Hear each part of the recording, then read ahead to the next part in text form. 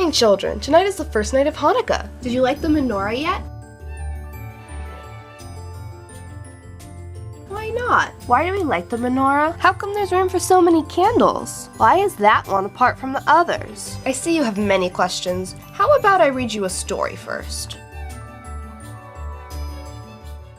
A long time ago, during the time of the Second Temple, Jerusalem was invaded. The temple was looted, and these invaders did not recognize the Torah as a holy text. In the temple, the invaders built an altar to Zeus and ransacked it. This deeply upset the Jewish people. Furthermore, Judaism was effectively outlawed. Shabbat and religious services were banned. Under the oppression of this tyrant, a man named Judah Maccabee began a resistance. He and his followers became known as the Maccabees. The Maccabees were greatly outnumbered, but they were strong and clever. They had to be because their religion and way of life was at stake.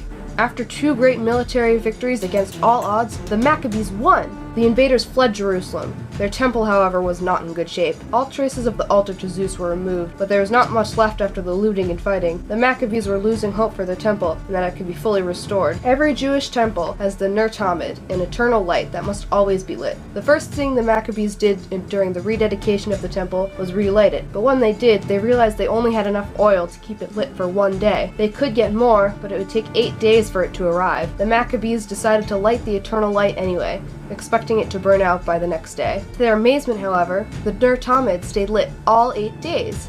"It's a miracle," they cried. This is why each year on Hanukkah we light the candles for 8 days to remember the 8 days of miracle that the eternal light stayed lit. Wow! I want to light them now! How do we do it? Well, first you light the shamus. The name shamus means helper, and the shamus is the helper candle. We use the shamus to light each of the other candles. On the first night, we light 1 candle with the shamus. On the second night, we light 2 candles in the shamus, and so on. The candles for each of the 8 nights are in a row, while the one that's separated is the shamus. Now, who wants to light the candles and say the blessing? Me! I do!